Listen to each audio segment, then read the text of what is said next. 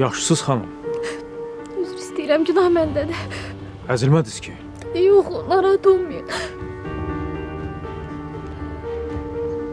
Siz dəqiq yaxşısınız. Nə olub sizə?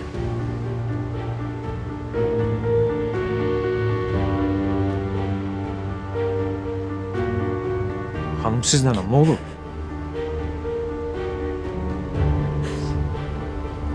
Bizi xəstəxanaya apara bilərsiniz. Uşağımın gecədən qızdırması var, düşmür. Hal yaxşı deyil. Nə olar, yalvarıram sizə. Aparın da bizi xəstəxanaya.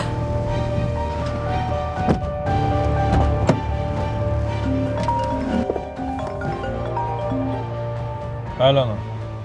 Oğlum harda qaldı? Bu qız bir təhər oldu. Ana siz gedin xəstəxanaya, mən də yoldayım. Gəlirəm ora birbaşa. Hə, yaxşı. Oldu. Xanım narahat olmayın, sizi tez çatdıracağım xəstəxanaya.